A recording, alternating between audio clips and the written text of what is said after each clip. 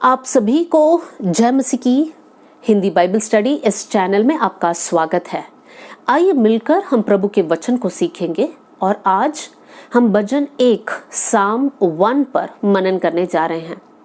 ये भजन किसके द्वारा लिखा गया है कर यहाँ पर मेंशन नहीं है, लेकिन बाइबल के ज्ञानवान लोग, पंडित लोगों का कहना यह है कि ये भजन दाऊद के द्वारा लिखा गया है।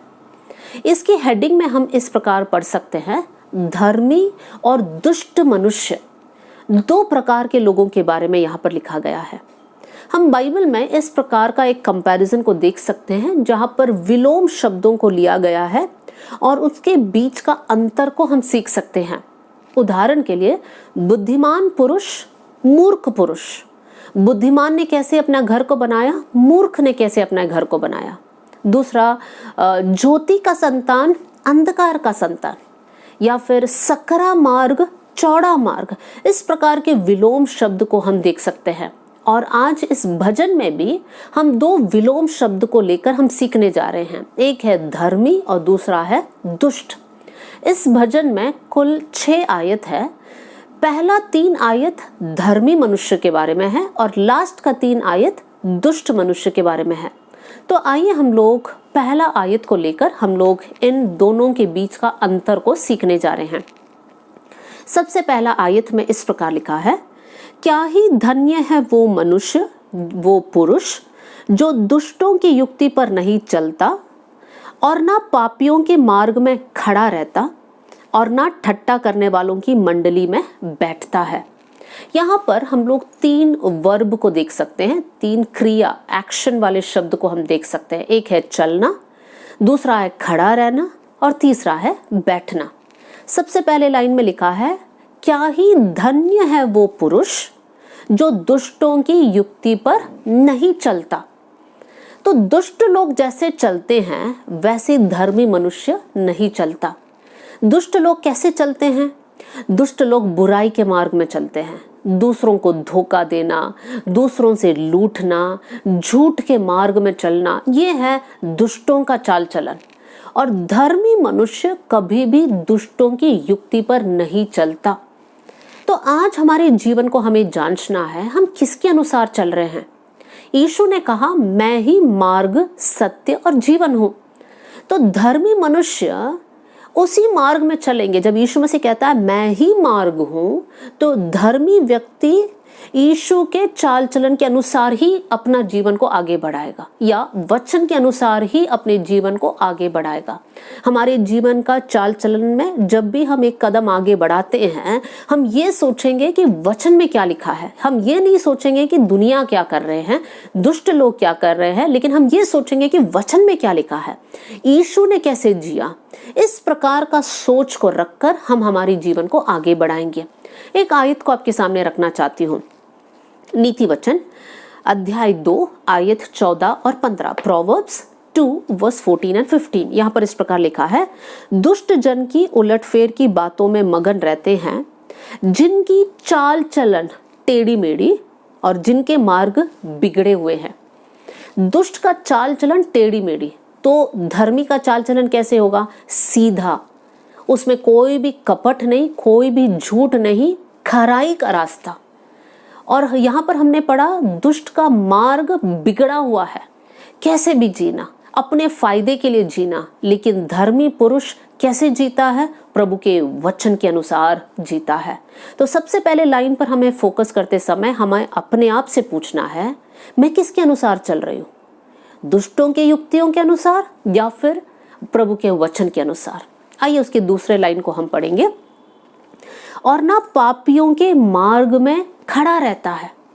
धर्मी व्यक्ति पापी लेने वाले उस मार्ग में खड़ा भी नहीं रहता है।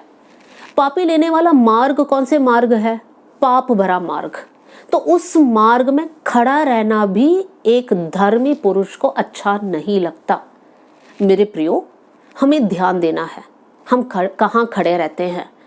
हमें ये अपने आप को हमेशा बोलना है, जहां कहीं मैं खड़ा हूं या खड़ी हूं, मैं प्रभु के आंखों से छिप नहीं सकता।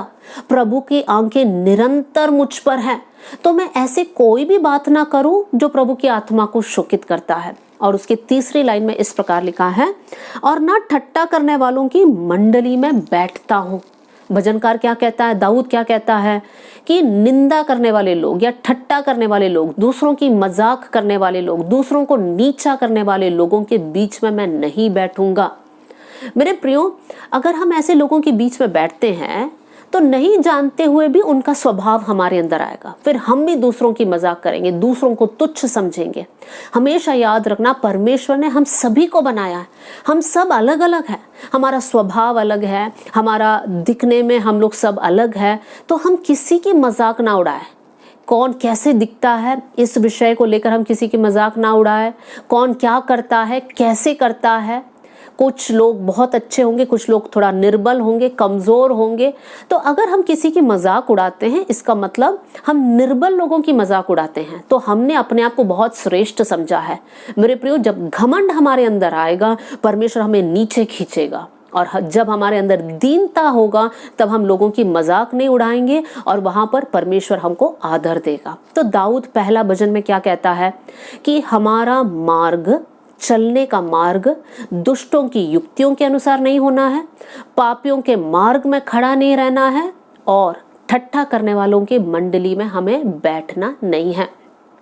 हमारे जीवन में इन तीनों बातों को हम हमेशा करते हैं, या फिर चलते हैं, या फिर बैठते हैं, या फिर खड़े रहते हैं। तो हमें बहुत सावधान होना है, हमारी संगति पर हमें ध्यान देना है। वचन में लिखा है, बुरी संगति अच्छी चरित्र को बिगाड़ देती है। हम कितने भी अच्छे क्यों ना हो, लेकिन अगर हम बुरे लोगों के साथ हमारा उठना बैठना चलना है तो वो स्वभाव हमारे अंदर आ सकता है। इसलिए वचन में लिखा है कि जल्दी क्रोध करने वाले मनुष्य का मित्र नहीं बनना, क्योंकि वो हमारे प्राण के लिए एक फंदा बन सकता है। क्यों हमारे प्राण के लिए एक फंदा बनेगा? क्योंकि जो जल्दी क्रोध करता है या एक क्रोधी मनुष्य है, उसके साथ जब हम लोग उठते हैं बैठते हैं, उनके साथ रहने के कारण वो स्वभाव हमारे अंदर आ सकता है, और जिसके कारण हमारा प्राण नाश हो सकता है। तो मेरे प्रियो, जब हम धर्मी मनुष्य और दुष्ट मनुष्य के बारे में सीख रहे हैं, तो हमें हमारा चाल चलन, हमारे खड़े रहना, हमारे बैठने पर हमें बहुत ध्यान देना है। आइए सेकंड वर्स की ओर हम बढ़ेंगे। यहां पर लिखा है, परंतु एक धर्मी मनुष्य क्या करता है, वो तो यहोवा की व्यवस्था से प्रसन्न रहता है और उसकी व्यवस्था पर रात दिन ध्यान किया रहता है। दो बातें, एक तो प्रभु के व्यवस्था से प्रसन्न रहता है, और दूसरी बात उसी पर ध्यान करता है, उसी के बारे में सोचते रहता है। दाऊद इस भजन को लिखा, और दाऊद कहता है, धन्य है वो पुरुष जो प्रभु की व्यवस्था से प्रसन्न रहता है। मेरे प्रियो, एक सवाल अपने आप से पूछिए, आपको सबसे ज्यादा खुशी कहाँ मिलती है? अगर आपको खुशी प्रभु की उपस्थिति में मिलती है तो आप एक धर्मी पुरुष है या एक धर्मी मनुष्य है। नहीं, आपको सबसे ज्यादा खुशी एक वीडियो गेम खेलने में है, या मूवी देखने में है, या दोस्तों के साथ पिकनिक जाने में है, इवन परिवार के साथ पिकनिक में जाने में है, तो कहीं ना कहीं आपके प्रायोरिटीज, आपकी प्राथमिकता में गड़बड़ है। हमारे लिए हमारे जीवन में कहां पर हमें सबसे ज्यादा प्रसन्नता या खुशी या आनंद मिलना चाहिए, वो है प्रभु की उपस्थिति में। इसलिए एक धर्मी पुरुष कभी भी संगति को तुच्छ नहीं मानता। हर सप्ताह आराधना में जाना, उपवास प्रार्थना में जाना, बाइबल स्टडी में जाना, संगति में पार्टिसिपेट करना, ये सारी बातों में खुशी मिलती है। मेरे प्रियो, अगर आप आराधना में नहीं जा रहे हैं, वो आपको बोरिंग लगता है, तो अपने जीवन को जांचना बहुत जरूरी है। एक धर्मी मनुष्य प्रभु की व्यवस्था से प्रसन्न रहता है, जबकि दुष्ट इंसान के लिए प्रसन्न रहने के लिए बहुत सारी बातें हैं। हमारे जीवन को चेक करें। दूसरी बात, यहाँ पर इस प्रकार लिखा है, एक धर्मी मनुष्य रात दिन प्रभु की व्यवस्था पर मनन करता है, सोचते रहता है। संडे को जो आप आराधनालय या चर्चेस में जो वचन सुनते हैं, क्या पूरा सप्ताह आप उस पर मनन करते हैं? जो सुबह आप बाइबल पढ़ते हैं, पूरा दिन क्या वो आयतों को आप सोचते हैं, मनन करते हैं? एक धर्मी मनुष्य ऐसे करता है। दाऊद जो ये भजन को लिखा है, जब दाऊद कहता है कि धर्मी मनुष्य प्रभु की व्यवस्था में प्रसन्न रहता है, रात दिन मनन करता है, तो दाऊद के जीवन को जरा देखिए। दाऊद जब एक चरवाहा था, उसके पास प्रभु का व्यवस्था नहीं था। वो जंगल में जब भटकता था, भेड़ बकरियों का ख्याल रखता था, उसके मन में प्रभु का वचन कहाँ से आया? हो सकता है वो सबत के दिन जब वो मंदिर जाता था, वो प्रभु के वचन को सुनता था और अपने जीवन में, अपने हृदय में छिपा कर रखता था। और पूरे समय जब वो भेड़ बकरियों का ख्याल रखता था, इन्हीं बातों को वो सोचता था। जब वो राजा बना, व्यवस्था को पढ़ा जाता था, वो सुनता था और इन्हीं बातों को वो रात दिन मनन करता है। भजन 119 का 148 में इस प्रकार लिखा है, भजनकार कहता है, मैं रात के हर एक पहर के पहले उठता हूँ ताकि तेरे वचन पर मनन करूं। मेरे प्रियो, हम कभी रात को उठते हैं तो सबसे पहले हम क्या सोचते हैं? क्या प्रभु का वचन हमारे अंदर है? क्या ये विचार हमारे अंदर है कि प्रभु मेरे साथ है, मुझे 2 धन्यवाद के शब्द बोलना है? मेरे प्रियो, हमारे जीवन को हमें बहुत केयरफुली जांचना है। क्या हम एक धर्मी मनुष्य हैं या हम दुष्टों के बीच में गिना जाते हैं? इसका मतलब, क्या हम प्रभु के वचन से प्रसन्न रहते हैं, पढ़ते हैं, मनन करते हैं? मेरे प्रियो, हम में से बहुतों के पास एक से अधिक बाइबल है, लेकिन हम कितना पढ़ते हैं, कितना मनन करते हैं? आप ऑफिस जाते समय, आप गाड़ी में बैठते हैं, बस में बैठते हैं, मेट्रो में बैठते हैं, ये सब अच्छा समय है जब आप प्रभु के वचन को स्मरण कर सकते हैं। तो पढ़िए और स्मरण कीजिए, क्योंकि धर्मी व्यक्ति यही करता है। आगे हम बढ़ेंगे। 3री आयत, एक धर्मी व्यक्ति के बारे में लिखा है, वो उस वृक्ष के समान है जो बहती नालियों के किनारे लगाया है, अपने ऋतु में फलता है और जिसके पत्ते कभी नहीं मुरझाते हैं, इसलिए जो कुछ वो पुरुष करे वो सफल होता है। यहाँ पर एक धर्मी मनुष्य के जीवन के 4 बातों को हम देख सकते हैं 3री आयत में से। सबसे पहला लाइन, वो वृक्ष के समान है जो बहती नालियों के किनारे हैं। मेरे प्रियो, ऐसा एक जगह जहाँ पर बार बार बारिश नहीं होती है, तो एक वृक्ष जो बहती नालियों के किनारे पर लगाया गया है, वो वृक्ष का खासियत यह है कि वो वृक्ष कभी सूखता नहीं, क्योंकि उसकी जड़ को हमेशा पानी मिलता है, वो मजबूत है। इसलिए जब लिखा है कि बहती नालियों के किनारे लगाया हुआ वृक्ष के समान है, इसका मतलब वो वृक्ष मजबूत है। एक धर्मी मनुष्य हमेशा मजबूत है, उसको डर नहीं। दाऊद को देखिए, गोलियत का सामना करने के लिए उसके पास, उसके जीवन में कोई भी डर नहीं है। आज अपने जीवन को जांचिए, आंधी तूफान जैसे समस्या जब हमारे जीवन में आता है, क्या हम डरते हैं? क्या हमें ऐसा लगता है कि हमारा विश्वास चला गया, अब हमें पीछे हटना है? मेरे प्रियो, धर्मी मनुष्य कभी डगमगाता नहीं है।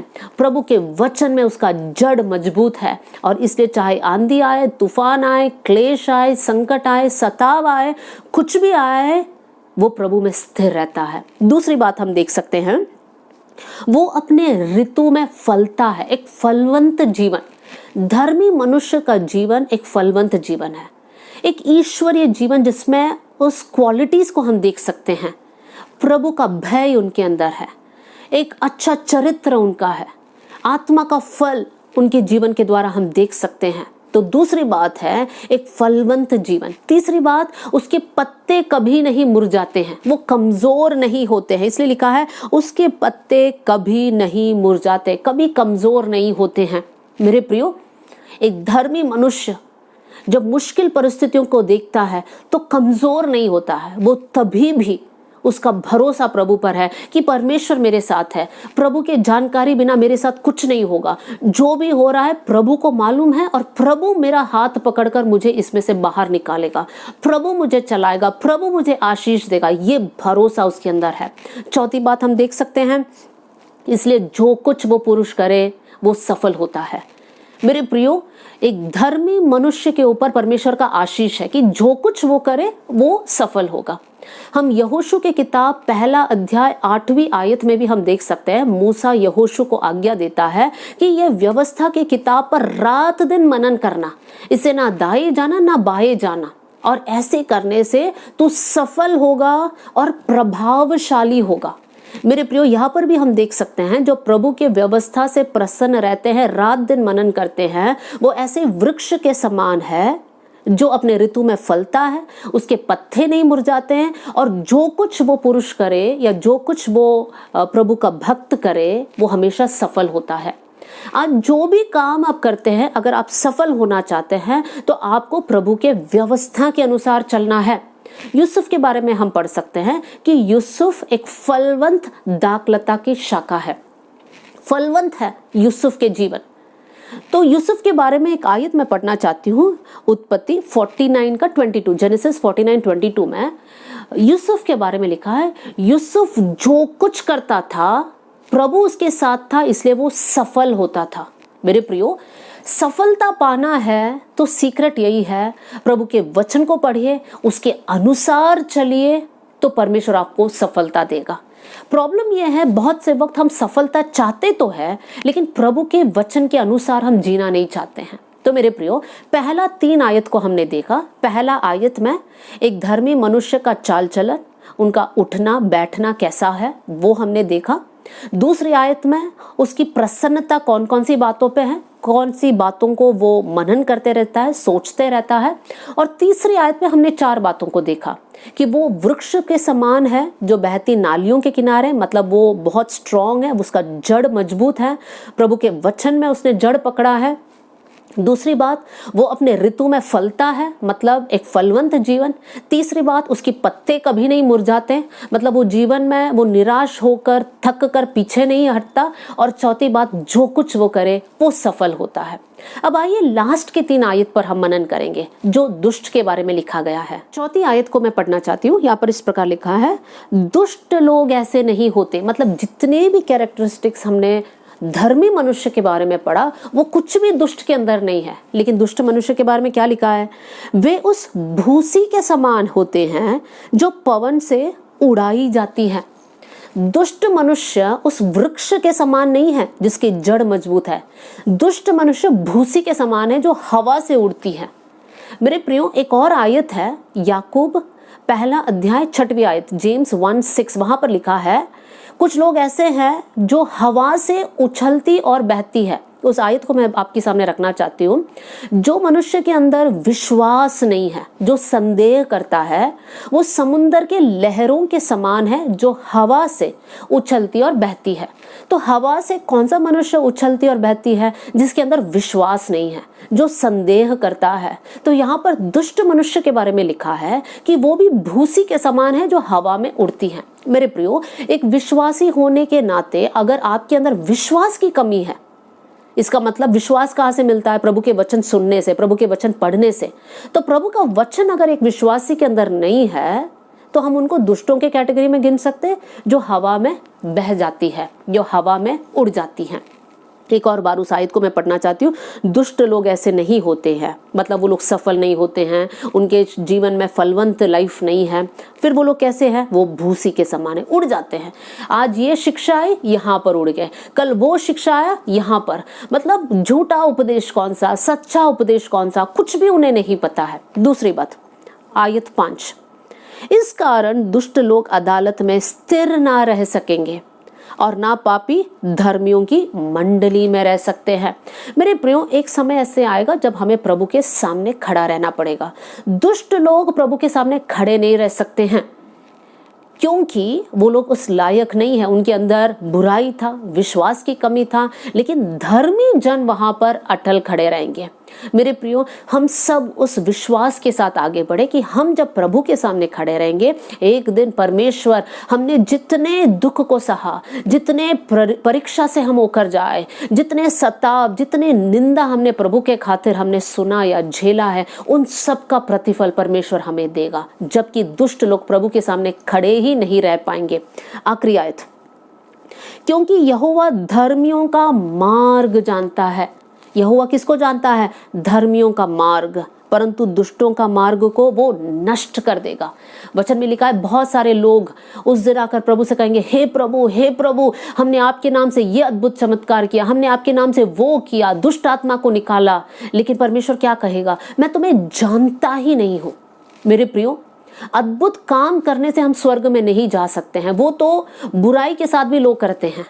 प्रभु में आने के बाद भी पाप में जीवन के साथ लोग इन सारे बातों को कर सकते हैं। लेकिन एक धर्मी मनुष्य को परमेश्वर जानता है, उसके मार्गों को परमेश्वर जानता है। उस दिन जब प्रभु दुष्टों को कहता है मैं तुम्हें नहीं जानता, प्रभु धर्मियों को कहेगा मैं तुम्हें जानता हूं। एक और आयत को मैं पढ़ना चाहती हूँ, भजन 11 और उसके आयत 5, साम 11 वर्स 5। यहाँ पे लिखा है, यहोवा धर्मी को परखता है, परंतु वो उनसे जो दुष्ट है और उपद्रव से प्रीति रखते हैं अपनी आत्मा में घृणा करते हैं। दुष्ट लोगों से परमेश्वर घृणा करते हैं। तो अगर आज हम दुष्टता में जी रहे हैं, उसको छोड़कर हम प्रभु के मार्ग में आने पाए।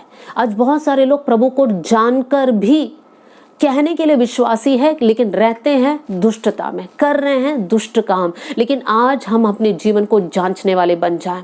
हमने 6 आयत को पढ़ा, 3 धर्मी जन के बारे में, 3 दुष्ट के बारे में।